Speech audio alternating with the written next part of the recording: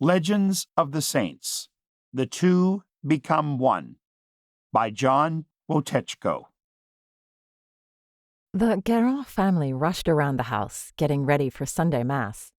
Zélie, the middle child, asked her older sister Marie-Louise to help lace the back of her dress. "I thought Mama does this for you now," Marie-Louise said. "She does," Zélie said, "but since this is your last Sunday with us before you enter the convent, I wanted to have this moment together." Marie-Louise finished lacing the dress and turned her sister to face her. "You have the biggest heart in France, Zélie," Marie-Louise smiled. "I know the Lord is very happy with you." "But I want to do more than make him happy," Zélie said. "I want to serve him, like you. When I turn 15, I'm going to join the convent and dedicate my life to the Lord." "If that's what the Lord calls you to do, I'm sure you'll serve him well," Zélie's mother said as she hurried into the room. "Now, are your brother and father ready for Mass?" Suddenly, a boy no older than 6 barreled into the room with shoes on his hands. Behind him ran a man with a handlebar mustache and outstretched arms. The pursuit continued into the kitchen and ended with a crash of pots and pans. "I think there'll be a few minutes," Zélie laughed. In another town in France, the Martin family, led by Captain Pierre-François, organized themselves for Mass. 10 minutes before it was time to leave, the 5 children were dressed and lined up at the door.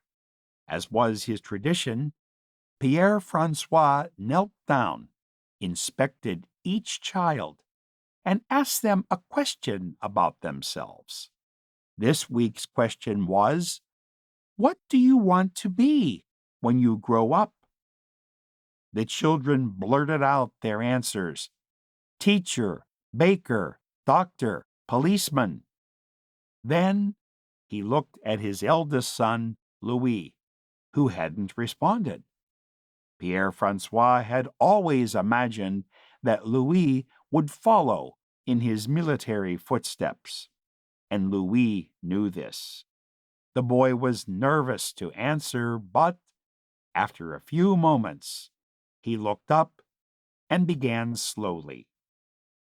"I think God is calling me to be a priest, sir," Louis said. "I need to serve him." As his father looked at Louis in silence, a shiver ran down the boy's spine. He did not want to disappoint his father, yet he could not deny how he felt. Soon, a small smile spread across Pierre-François' face. "If that's where the Lord is calling you, then you must follow," he said, before standing up and leading the family to church. True to her word, at age 15, Zélie decided to enter the Sisters of Charity of St. Vincent de Paul. "I've been preparing for this moment since I was a little girl," Zélie exclaimed to the Mother Superior. "I've always dreamed of serving the Lord." "I know, my dear," the elderly nun began.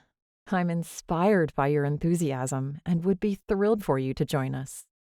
But I'm afraid you cannot enter the religious life."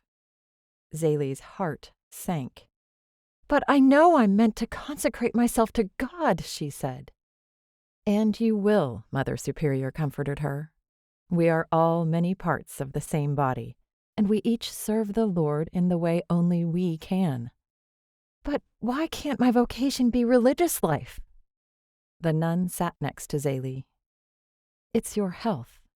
Based on this letter from your physician, we have concluded that your health is too poor to enter the convent." Tears formed in Zélie's eyes. "I'm sorry," the nun said as Zélie stood up to leave. "It's clear that the Lord has given you a heart intended for service. But your path does not lead to the convent. May God bless you on your journey." At the same time, Louis was busy on his own journey.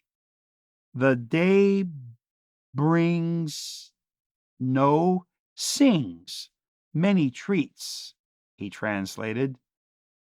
No, my son, the archabbot sighed.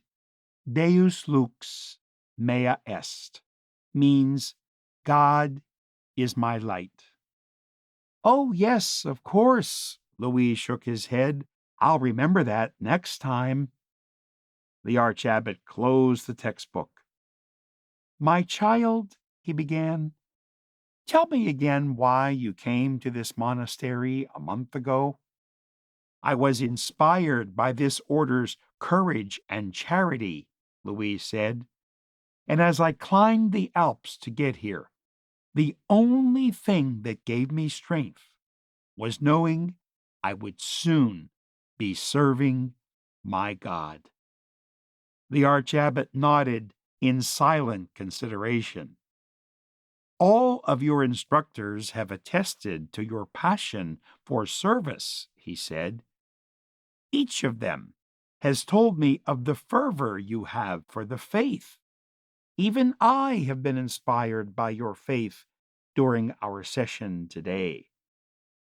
But, as you're aware, all seminarians must be proficient in Latin. I am painfully aware, Father Abbot, Louise said. I suppose I haven't improved much between the first exam and this fifth exam. Sixth, the archabbot stood and looked out the window. Louis, my child, he began, the mountains reach for the heavens to praise their God, while the valleys lay prostrate in deep veneration of his holiness. Louis joined the archabbot and gazed at the landscape. The birds give their praise through song, as flowers give theirs through the sweetest of perfumes. God's creation certainly is beautiful, Louis replied, and it's made to serve him in different ways, replied the archabbot. Son, I think it's time for you to leave the monastery. Louis' voice cracked as he spoke.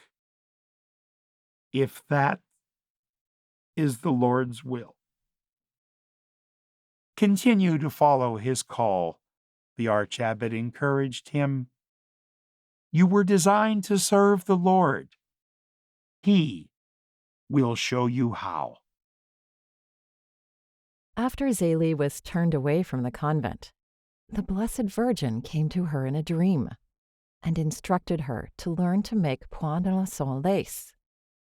Zélie quickly opened her own business at her home in Alençon and employed a dozen eager and creative local women. That looks excellent, Celeste, Zélie said to one of the young women meticulously crafting reams of lace. Keep up the magnificent work. Oh, well, thank you, Zélie, Celeste blushed.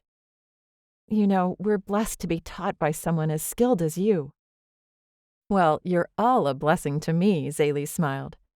And we're all blessed to be able to praise the Lord through our work. As Zélie walked around the room inspecting the careful lacework, she silently prayed. Lord, sometimes I feel as though you are calling me to something more. Help me to hear your command, so that I may follow. Across town, in another small shop in Alençon, Louis tinkered with a watch at the front desk of his jewelry store, while customers milled about. After Louis left the monastery, he used the watchmaking skills he learned from his cousin to start a thriving business. This belonged to my grandfather, a customer said, handing Louis a gold watch. Would you be able to fix it up for me? Of course, Jacques, Louis said, taking the watch. When do you need it? Could I pick it up on Sunday? That's the Lord's Day, Louis laughed. Be here on Saturday. I'll have your watch done then. Thanks, Jacques replied. By the way, my sister Colette was curious. Are you seeing anyone? I'm seeing God's creation, Louise said. Every evening, I sit in my garden and watch the deer, and every weekend, I fish up at the lake. You know exactly what I meant, Jacques returned. No, I'm not seeing anyone, Louise smiled, and I don't plan to. I'm a confirmed bachelor. Serving God and His creation is enough for me. Please tell your sister I'm flattered, though. Jacques laughed and left as Louis returned to his work. That evening, Zélie went for a walk, as she often did during her prayer time. She was so engrossed in her meditation as she approached the bridge of Saint-Léonard that she almost didn't notice the man walking toward her from the other side. It was Louis. After he closed up the jewelry store for the night, he took the long way home so he could breathe the evening air as it floated over the lake. When Zélie looked up, she saw a young man with a noble face and a reserved air. Across the bridge, Louise saw a radiant young woman with a peaceful presence and a confident stride. When they reached the center of the bridge, Zélie heard a heavenly voice say, "This is he whom I have prepared for you." Zélie and Louis introduced themselves, told each other where they worked, and a little about their lives. Inevitably, they shared their mutual devotion to God. They could have talked for hours, but the sun was setting over the bridge, so they made plans to see each other at Mass on Sunday. They regularly attended daily Mass as a couple, and the more time they spent together, the more their love of God and each other blossomed. 3 short months later, they were married in a small ceremony surrounded by family and friends. Now, at last, after separate journeys of learning, failure, and acceptance, Zélie and Louis discovered together the life God had always planned for them, raising a family. They had 5 daughters who grew up embracing the same guiding virtues of devotion and service. Each daughter would become a nun, and the youngest would even be canonized a saint. Zélie and Louis became an inspiration, not only to their daughters, but to all people searching for the path God has prepared for them.